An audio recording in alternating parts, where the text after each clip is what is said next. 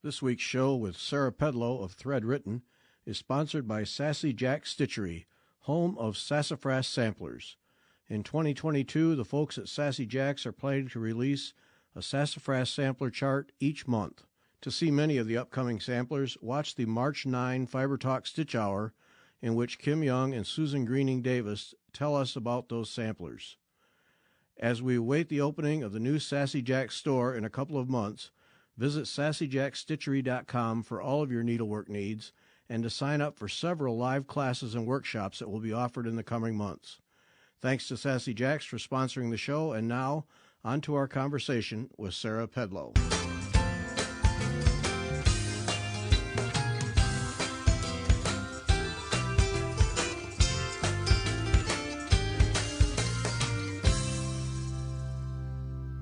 Welcome back. I'm Gary Parr. And I'm Beth Ellicott. And you are listening to Fiber Talk, the twice-weekly podcast for needlework artists. Our artist this week from Amsterdam, Sarah Pedlow. Sarah, welcome. Thank you. Great to be here. Now, Thread Written. Thread Written is the website you want to go to, but then there's also sarahpedlow.com, which is a whole nother world of art, which we will explore. Yes. Yeah, you got to have a little more going on, Sarah, because you're boring. It's just, Yes, never a dull moment in my household. All right, now the first thing I got to know about is the family vacation art contests. That sounds like a blast. What a nice place to start. Yes, I would credit my dad starting a family art contest on our vacations when I was growing up as part of the beginning of my interest in and motivation in art, to be an artist. Every summer we would go. So I grew up in the Bay Area in Santa Rosa, California, which is about an hour north of San Francisco. And we would take a vacation to Carmel in the summer and spend about a week there and relax and just walk to the beach. And there are several hobby artists in my family, including my great aunt and uncle, and they would always come on vacation with us. They were both painters, and my dad had taken a lot of art classes for fun at the community college, and my mom also does some drawing, and so my dad developed this art contest, and there would be a theme every year that was related to the place. I think the first couple years the theme was sea otters, which was my favorite animal at the time, and birds of Monterey County, architecture, all sorts of things just related to the place that we were staying. So it was a lot of fun. So he was the judge, and he also entered. I believe he won one year, and he provided prizes, which were always really funny. It was like a matching set of luggage, and it was a whole set of grocery bags. Okay. That kind of thing. A car, and of course it was a toy car, things like that. So so it was a lot of fun. So that's because that really kind of gets to the crux of it. Growing up as a child with art, I mean, so many children grow up with whatever activity it is, and then by the time they're adults, they've had enough of it. But this was just a fun environment of creativity then.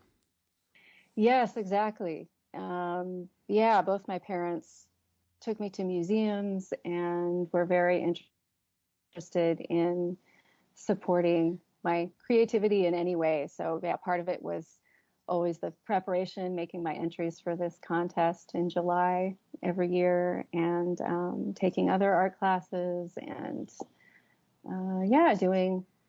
doing whatever they could to help me be creative and expressive. And obviously that carried over into your schooling, because you stuck with art all the way through. Was it? I did. You yeah, just have I that did. natural orientation to art that drove you? I think so. Yeah, but I also think there's something inside of me that just reacts to being in the presence of art as well as making it. I remember going to the Museum of Modern Art in San Francisco and just feeling good being surrounded by a room of paintings, seeing all of the color and the texture and the different kinds of mark making.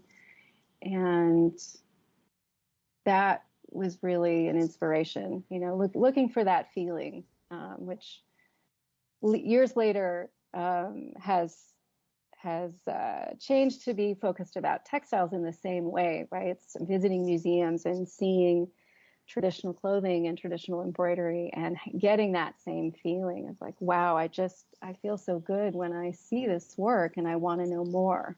So. Yeah, because that was the other thing I was curious about your early years is you're obviously exposed to just about any kind of art you want. And then what is it that sends you down the textile path? Yeah, so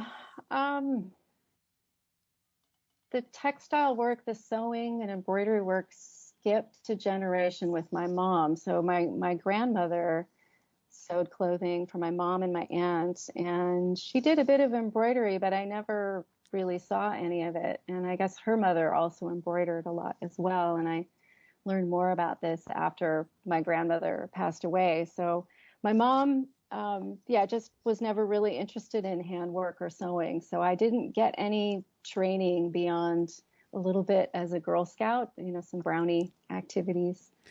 Get that badge. Exactly, right? Yeah. So I had been interested in textiles. I had been interested so really photography was, beyond the art contest, photography was my first love as an artist. And so I did a lot of black and white photography in high school, and then focused on photography and mixed media work when I was in college. And then when I was in graduate school, I did installation work and mixed media.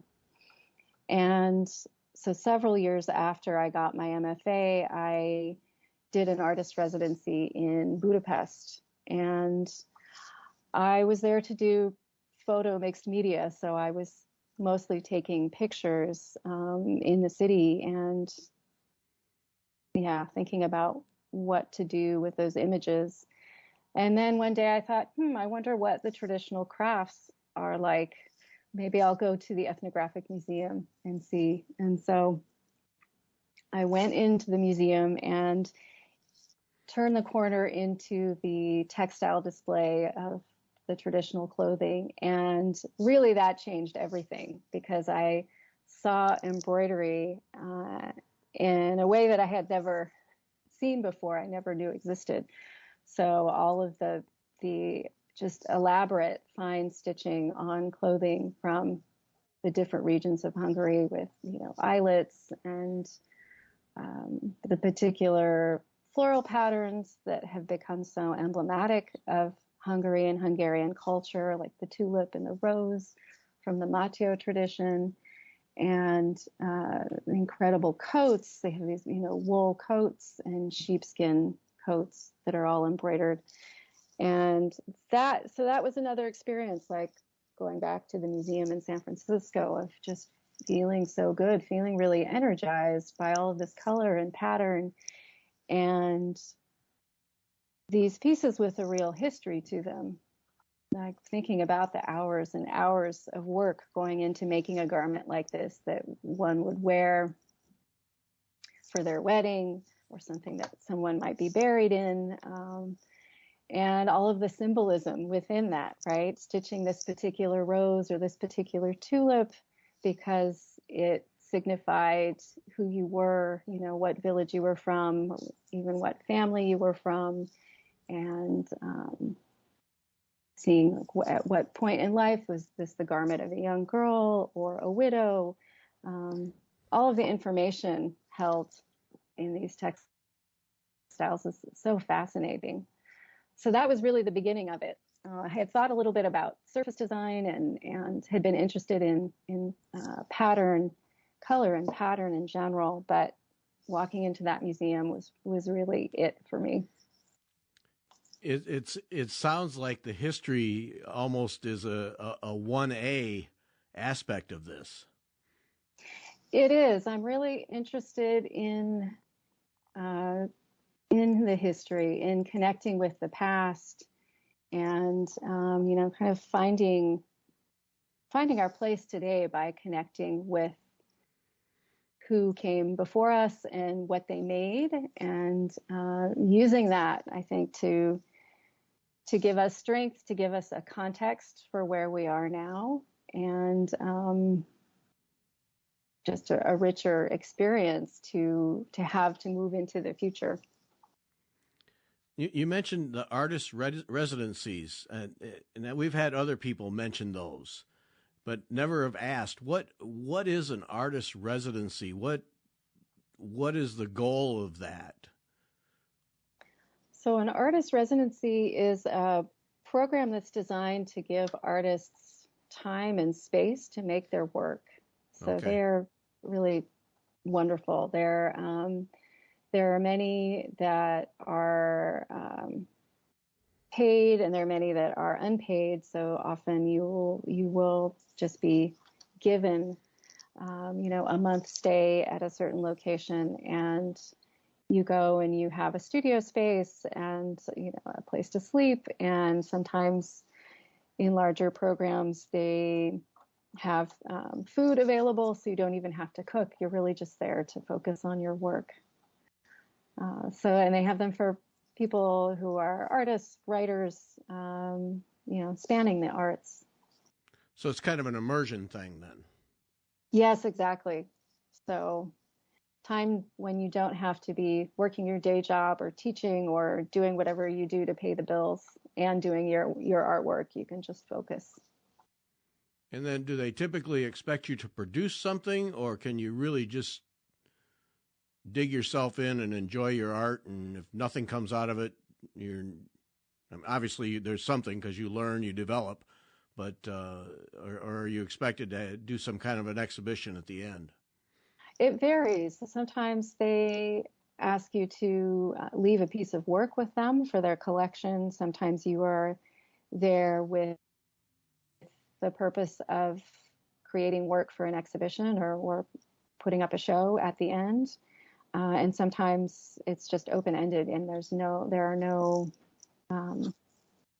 parameters. You can just go and spend the time however you see fit. I see a lot of them advertised for, like, in Europe. Does the United States have? Yes, definitely. There are many programs in the United States. The first one that I did was in Vermont, at the Vermont Studio Center. I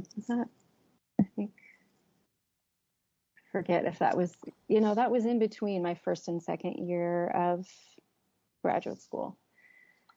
And they're really great too, because if you're in a program with a group of artists, it's a wonderful way to meet other people and share your practice and make connections with other artists.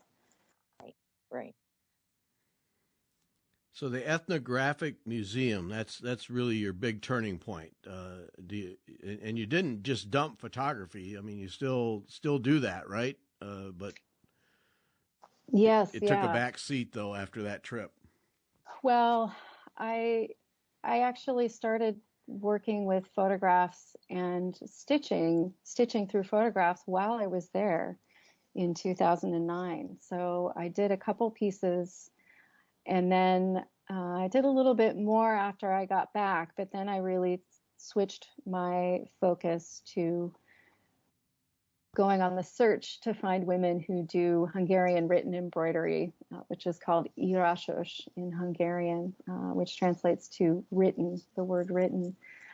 So in the museum, there was quite a large display of work from this particular part of Hungarian Transylvania. So Transylvania, Romania, that was originally part of Hungary.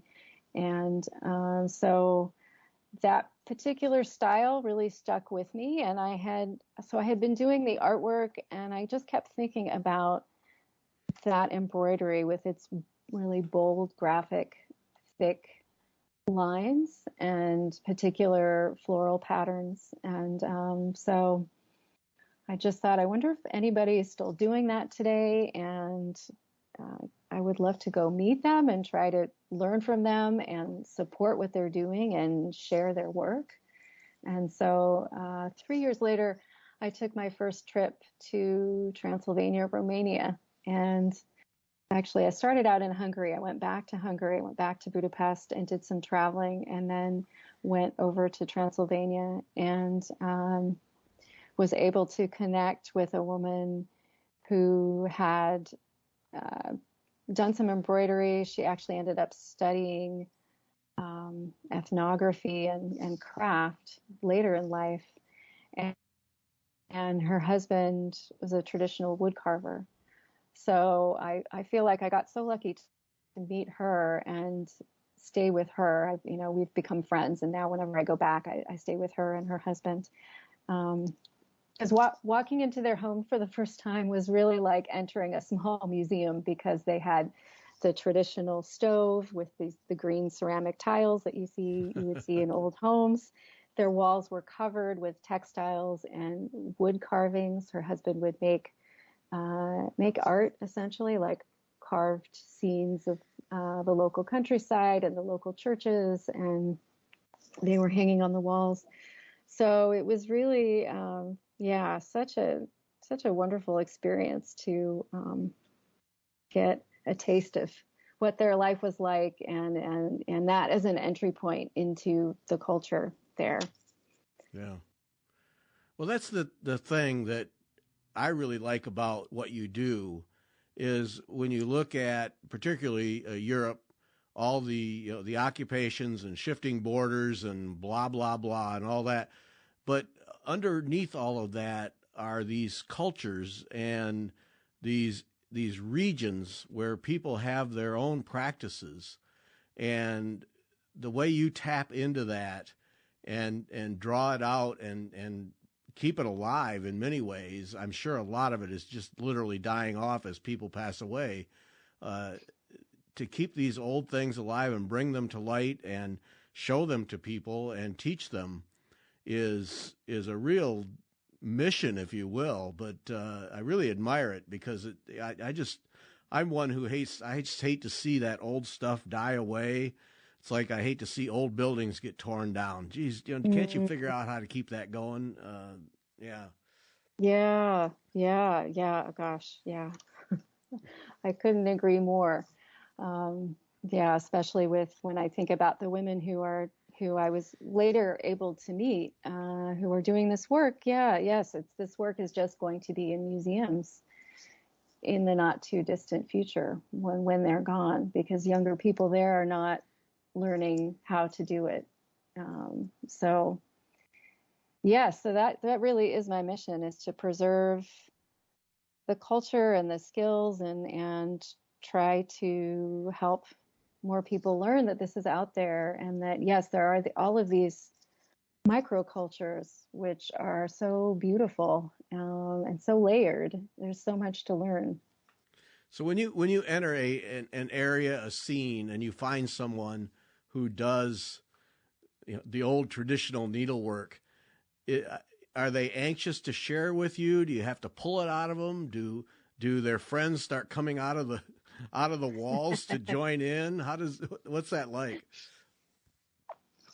Yeah, usually people are very excited to share what they do, and I think it's such a special thing to have someone pull something out of the closet or take something off their bed and to show it to you and see the pride on their face as they show their work, and talk about how they made it or when they made it, or if this was an heirloom piece from their grandmother. Yeah. Well, I think we all have pride in our needlework. And I know when I traveled to Israel, we went into someone's home, and it was kind of a little awkward at first. And then I noticed she had some sort of stitching, and I immediately I couldn't speak to her, speak English, but Mm-hmm. it's immediately this connection. And we started, trying to communicate, trying to share. And so she started pulling things out that she had, because I was obviously very excited about her needlework. And again, you make that connection. I think those of us who do stitching, there's always that connection there with other people. You don't need to know the language even. We have a love for it and we want to share it. Yes, for sure, for sure. Yeah, I feel like now when I travel, I always ask people if their mother or their grandmother embroidered, and it's just, for me, the best way to try to connect. And because then it seems like even if it leads to something else, it's an entry point about, creativity and craft and heritage. And so oftentimes people will say no, but then they'll say, oh, well, she used to knit, or she did this, or she did that. And it always opens up a good conversation. Right. Now, do you find that young people then in these countries aren't carrying on the craft? Usually not, in my experience. No. In fact, on my first or second trip there, no, it's on my first trip, I was basically asking, whoever I met, who I thought had a Hungarian sounding name, if they knew anyone who did this particular style. And so I asked a woman at the desk of the little guest house that I was staying at, and she said, oh, my mother used to do that, and she's getting rid of her work. She's cleaning out her closet. Oh no. And I thought, oh gosh, people are throwing this stuff away. This is, terrible, right? But what also I think about what I own, right? And like at a certain point, what are you going to do with, piles and piles of projects, right? But she ended, yeah, she ended up calling her mom and then sending me over to her mom in a taxi. And her mom gave me a couple pillowcases she had made, which was such a gift. It was so great. I kept saying thank you over and over again in Hungarian, because I didn't have, my Hungarian language skills are slim to none. So I did take some lessons with a tutor for a while, but yeah, it's such a challenging language. So the woman who sent me her daughter, she is not stitching. I asked her if she did any stitching, and she said no. And when I started out thread written, making products with a handful of women who do this embroidery work. So we were collaborating on designing and doing these embroideries that I would then have sewn into bags and pillows back in the Bay Area. Let's use Hungarian written embroidery as an example. Because thread written, that's the name comes from Hungarian written embroidery. Mm-hmm. Take us through that one technique and one microculture, if you will. Mm-hmm. Tell us about the thread work itself, the designing, the history behind it, but then also how you got yourself into this and learned it. And I'm sure the language barrier was an issue, but I got to believe it's like musicians, the notes are the same, so we can at least communicate that way. Take us kind of through that whole thing so that we can get a sense of how you enter one of these microcultures and learn these techniques. So that's a load, I realize, but yeah, that's okay.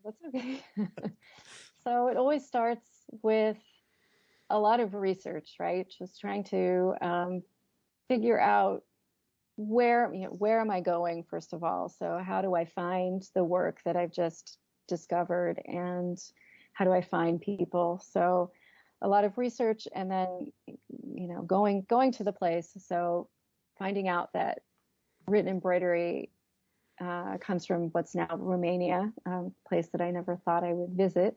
And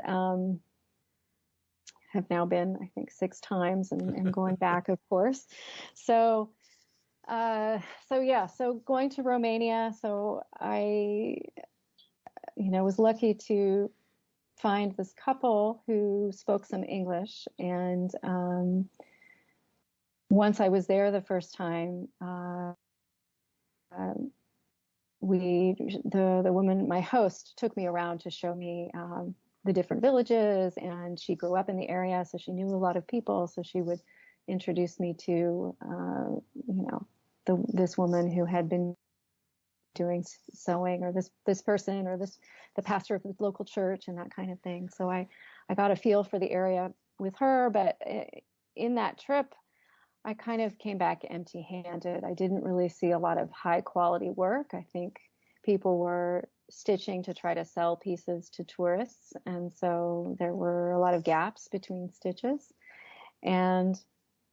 But I met a lot of people who said, "Oh, come back in the fall after people have been in the fields working in the gardens and that kind of thing." I was there in June the first time, so they said, "Come back in the fall after all of that is over, and people are getting ready for winter."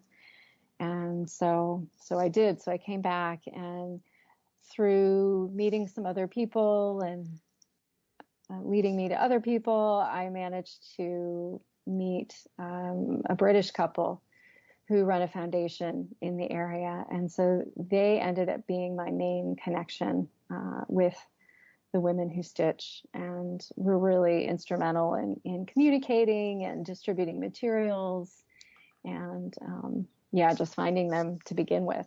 So that's how I got started. And we made products together for a couple years, and during that time I learned the basic stitch from them, and it's a type of chain stitch. So this particular style is known for being all one color, all blue, red, black, or white traditionally. And it consists of, you can see this thick line that makes up floral patterns. And the patterns come from the Turkish influence in the area in history. And you can see some kind of like Renaissance and Baroque patterns, and with a tulip and a rose that repeat. And so it's really mostly just this one stitch that's used throughout, with a couple other decorative additions to it. So it's simple on one hand, but also not simple at all on the other hand. Well, it looks visually, it looks very heavy, and it looks like it's fairly thick thread on fairly heavy cloth. Is that accurate, or is it just the way it comes across in the photos? No, that's very true. It stands apart from what we think of, I think what most people think of as traditional embroidery, because it is a thicker thread. It's more like a fingering weight yarn, and on a mid to heavy weight linen or hemp originally. And so everybody, is it the same stitch for everybody? And everybody follows the same thing, or do we get variations? Do we get these rebels who have to go do something different? Well, yeah, there are variations within the area in terms of the patterning and the way the stitch is done, and sometimes the material used. Now at the markets, you sometimes see pieces that are stitched with acrylic thread, and the look of the stitch is a little bit different than the style that I have chosen to focus on, which comes from the Kalotazeg region. And sometimes, so they use this type of chain stitch, and sometimes there's a way to do the stitch where the women that I worked with would say it's cheating if you do it the other way. If you vary the stitch and you make it a little bit easier, it's not the real thing. But they're the purists of the tradition. Well, yeah, that was the other part I was wondering about. Is it? obviously there's a purist in every group, but is that prevalent throughout? In that, no, Sarah, this is the way it's done and done properly, and if you don't do it this way, then, like you say, you're cheating. I mean, are they pretty insistent that you stay with the old world style? It really varies. People that I met, so I worked with women in two different areas, and women who were living in an area that's, a couple hours away, they were actually more insistent on sticking with tradition. So they didn't want to stitch in colors that were not traditional, whereas the women from the region itself, with particular individuals, they were fine with using gray or, using another color. So I think, I think it just varies, personal taste and beliefs. They'd been using the same colors forever and they're tired of them. Moving on. Yeah, I think so. Give me a yellow, please. Yeah, right. Yeah. So now most of this stitching is done on clothing for special occasions when they haul out the traditional dress to celebrate a festival or something. This is not everyday wear, is it? So this particular style, the written embroidery, is mostly used on home textiles now. It was used a little bit on clothing originally, like on vests, and I've seen a couple pieces like that. But nowadays, and even when you visit museums, you mostly just see pieces that look like long tapestries that would have been hung in a church, or part of the dowry display, or tablecloths, things like that. Mm-hmm.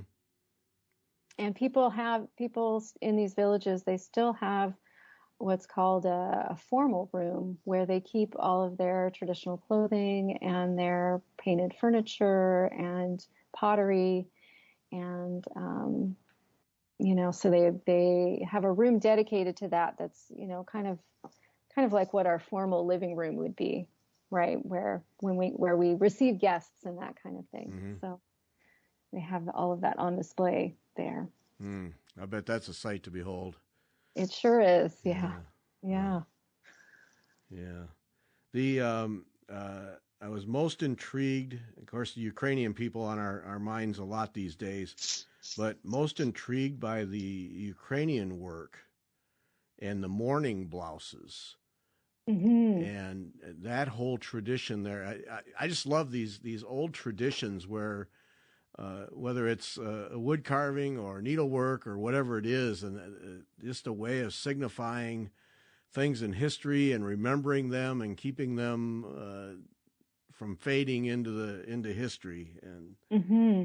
Mm-hmm. Yes. I spent about a week in Lviv, in the western part of Ukraine, in 2017, and I was studying with an embroidery teacher and working with a translator. And so I got a taste of embroidery from that part of the country, and I was particularly interested in the borshiv tradition, which comes from an area that's kind of a little bit southeast, basically, from Lviv. And that tradition is incredible. I had plans to return to study more and to actually go to Borshiv, but we'll see when that's possible. It's my heart has been heavy considering what's going on there now. So, this Borshiv tradition is amazing. It's again a very thick stitch that becomes three-dimensional, similar to the Hungarian written embroidery, made with yarn, and mostly done in black. And there are a couple different stories about the origin of the black, why using black thread, mostly over the years. And there's one theory that says it was a way to remember all of the men who died when the Tatars ransacked the area between the 15th and 17th centuries. So they vowed for, I think, 7 generations to only stitch in black. So, yeah. That's a commitment. Wow. Yeah. Yeah. Even if it isn't true, it's a wonderful story for tradition as to why they're using that color. It's neat to remember, because as we forget our history sometimes. So it tells you, it reminds you of that back history of something that happened in the past. Yes, yeah, exactly. Yeah, well, that's what's so cool is you're exactly right, Beth. We forget our history, and in a lot of cases intentionally, and the work that you're doing, Sarah, just keeping that alive and visible, and maintaining these techniques. Do you take steps to make sure that you've recorded how each of these various techniques is done, so that as people pass away, that it's not lost? I mean, are you creating some kind of an archive? Yes, I did actually in 2014. I created a video of 2 of the women stitching in the written technique. And so I have started doing that, and it's definitely something I plan to do more of as a way to document these stitches and these traditions. And I do a lot of photography as I'm traveling as well, so that's important to me, is taking photographs of people and documenting the stitchers and the work itself, and just kind of the feel of the place, the setting, the home, the material culture that surrounds all of this. Well, that was the thing in the photos, when you see the people in their traditional dress. Obviously they're fixed up and they're showing off, but there seems to be an inner pride in wearing the clothing and being part of that, and I just really sense that, at least maybe it's just made up in my mind, but there just seemed to be an extra sense of pride when they had those clothes on that came through in their expressions. It's very true. I've done similar work in Portugal, in northern Portugal, learning from an embroiderer there, and also taking people on retreat to learn to embroider, to experience the culture. We, at that retreat in the north, we attend a big festival, which is celebrating the patron saint of the city. It happens once a year, and it's an ultimate expression of that pride, just to be around people having a big party with parades. And one of the parades that we attend has over 600 women dressed traditionally, Wow.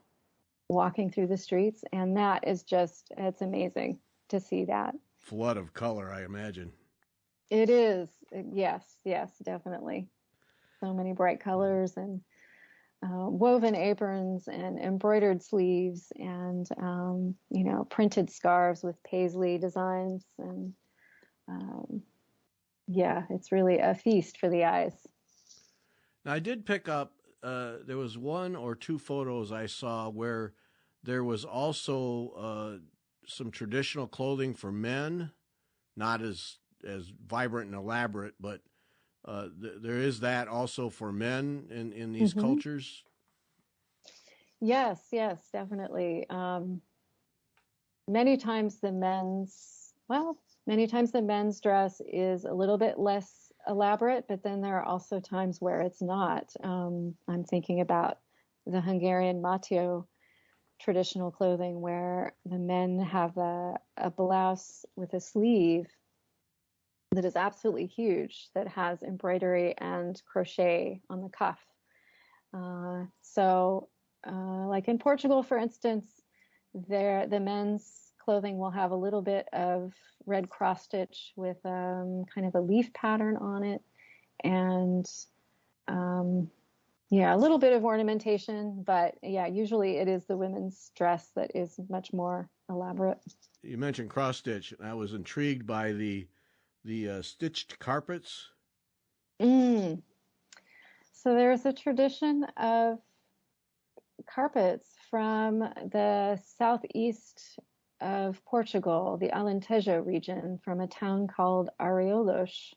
And this type of stitching of rugs, it dates back to the presence of the Moors in Portugal, and people were stitching rugs using a form of cross stitch and using yarn, heavyweight yarn on like a jute-like material, and creating rugs, and often using motifs coming from the Persian rugs that were being traded in Portugal over the years. So that is another fascinating tradition, right? I never would have thought about cross-stitching a rug until I discovered this. What do they use for a ground cloth for that? Must be a really heavy mesh. Yeah, it's a jute. I'm forgetting the right word for it. It's a heavy, like potato sack fabric. Oh, burlap type. Burlap, exactly. That's what I was looking for. Burlap. Yeah. Yeah, cross-stitch rug. Yeah, you don't think of that. Not at all. No. So now, and then part of what you do then is these trips, these retreats. Tell how that works and how you connect people who participate with these old cultures. Mm-hmm. So these retreats are a combination of cultural immersion as best we can, and vacation, and creative workshops. So we spend a week, and it's usually a small group of up to 8 people, and sometimes we rent a house and we stay in a house together, or sometimes we're in a hotel, just depending on the location. The week is a combination of learning from an embroiderer, visiting weavers' studios, visiting museums, going into people's homes and seeing their private collections, and experiencing the culture. So eating delicious food and, walking on narrow streets and enjoying the architecture and the local sites, wherever we are. I think that's what makes it interesting when you are able to really see where people live, or, not just be in the big chain hotels, but get out into the country or closer to where people are. That makes it more interesting. Yeah, I agree. We try to do that as much as possible, and, give people comfort, and then also give them more of an authentic experience. Now, do you obviously what do I know? But you haven't been able to do these trips. Are you setting up new ones in 2022? How Yes. Where are you at with the pandemic? It's been impossible during the pandemic, and right now I have a trip scheduled this year. So we have a trip to Transylvania, to Budapest, and then to Transylvania in June, and also in September, and then 2 trips to Portugal, up to the north to Viana do Castelo, and then to Areolos, where the rugs are from, in August. So I'm hoping, knock on wood, that it will be possible to do all of those trips. I think things are starting to open up in Europe, and I feel like Portugal should be fine. I feel like Transylvania should be fine too, especially by September, I hope, knock on wood. So, but yeah, they're scheduled now. I'm really hoping that we can go in June. And so, yeah, there are still spaces available if people are interested. Yeah, that was the other thing. So they're planned, and people can sign up, and this is all very active. So if people want to make one of these trips, then they need to get to your website and get signed up. Then. Yes, exactly. Please contact me, email me with any questions, and yes, they're open for registration. Yeah. Okay. All right, Beth. There you go. Well, yeah. And what intrigues me is that I could see my husband would enjoy that, because when we travel, we always plan on spending at least 3 days in a city, unless it's a huge Paris, London, something like that. And 3 days is like a minimum. I mean, unless you want to go run through the city and leave. I mean, and we never like to do that. So a week in a place, it really gives you that opportunity to truly experience the culture, rather than trying to see everything there is to see, which, has its merits, but there's good things about seeing something different, seeing a culture, I think. I wanted to ask you, Sarah, about your online class night, the creative class, the one where it's one Sunday a week, each one Sunday, and you teach creativity, it looked like. And I was just really curious about that one. Oh, great. Yeah. What that about? So, yeah, I have I teach an art class called Drawing with Thread, which is a month-long class, 4 Sundays. I teach that a couple times a year. And that is, with the intention of that is to think more creatively. If someone has been embroidering, but they've mostly been working with kits or with patterns, to step out of that and think of the work more like art, like contemporary art. And so we look at the work of a lot of artists and try to branch out a little bit. And that can mean you're still working with patterns, just maybe approaching it differently or putting patterns together differently. So it's not, you don't have to be able to draw, for instance, in order to take that class. And that's a lot of fun. It's always get like a great group of people for that.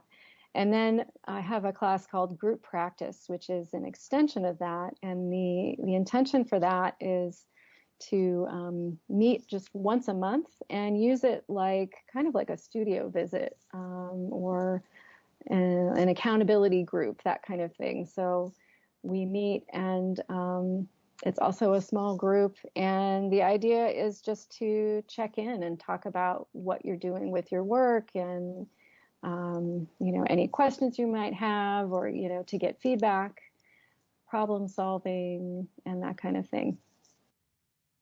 Right, because I saw that on your Instagram feed, and I was like, I wonder what that is.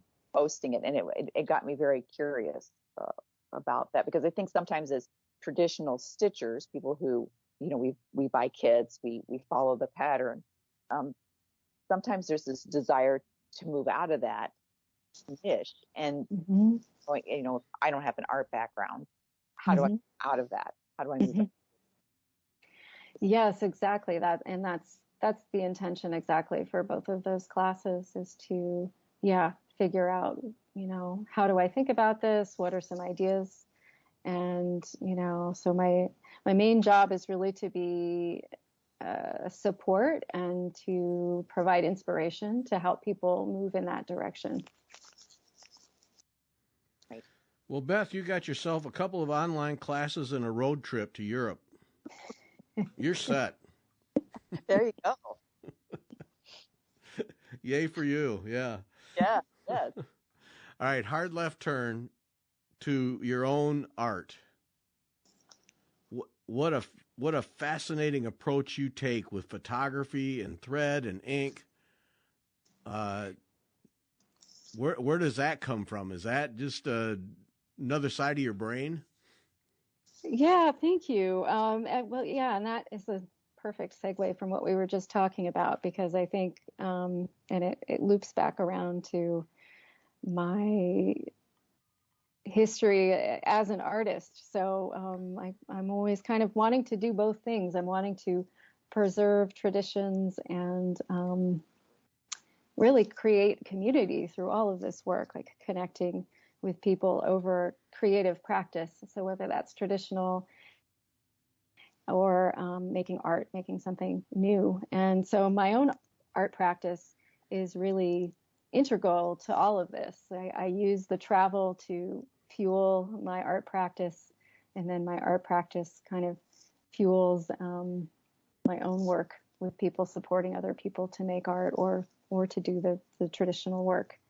So photography was my first love, and it's just something that I naturally do all the time. And so it's interesting to come back to that work now after having this big break between COVID and 2009 and that residency where I was there to do photo mixed media. During COVID, I started taking more pictures just out on my daily walks when we were in lockdown here. And so I was taking lots of street scenes and really just what I would find on the sidewalk, like what was left on the sidewalk or someone's window or something on the wall. And so I started using these images to make works that are three-dimensional. So I am stitching through them, and so stitching on paper, they're printed on paper, and then cutting lines and then curling back the paper so the image becomes three-dimensional. And then also using a little bit of ink, a little bit of drawing as well. Where does the cutting come in? Because it's such a unique approach. Do you have, is there something behind that? Do you put a backing on your photograph, or do you just cut and lift and curl to create shape and texture? Yeah, it's pretty, it's a little bit fragile. So I'm just working with the paper. I'm not putting any kind of a backing on it. And I was originally working on laser prints because I was just using what I could here at home during lockdown. And I'm now, back to using archival images, archival prints, and working with those. So that paper is a little bit heavier, but it's still pretty lightweight. And there's something that I really like about it being a bit fragile. It slows down the process. Like working with textiles, like any kind of stitching, it's a slow process. And I have to be, careful about my decisions and what I'm doing as I work. And so it's, in the way that stitching is so meditative, I think this process of kind of collaging together different elements and making choices about what is cut and what is stitched and what is drawn with ink, it becomes a really interesting kind of contemplative process. Yeah, and you don't use a lot of thread in these things. No, it's pretty minimalistic. It's really about reducing something to a line or a contour. And I'm using very basic stitches. I'm just using backstitch or stem stitch. And I think my art practice has always been about line. Going back to what I made in graduate school, I was working with materials and drawing with materials in a sense. So I'm doing that, continue to do that, just in a different way. And I'm pulling imagery, like the sourcing for these lines that I'm cutting and drawing is all imagery that's coming from textiles, it's coming from these different traditions that I'm studying. And so the process feels like a form of mapping in a sense, in a kind of in an abstract way of putting together these different elements and connecting them like points on a map, or like constellations. It's also, I talk about it in terms of wayfinding and placemaking. So as a foreigner, as an American living in a different country, living in Amsterdam, when I'm out and taking photos, I feel like the photo itself is a way of marking and mapping my own environment here. And then the actual drawing, cutting, drawing, stitching that I'm doing is a different kind of mapping that's laid on the surface of that. And then there's a peeling back, like in the way that I'm really interested in history with the traditional embroidery. I'm very much interested in like the history of this place and wishing I could, peel back the bricks on the street and see, what's buried beneath, especially in this city in Amsterdam, which is built on a swamp. And there are, who knows what's buried in the swamp. Right. And I noticed on Instagram, you were doing like a postcard series where you were stitching on like postcards that you had yes, purchased in your travel.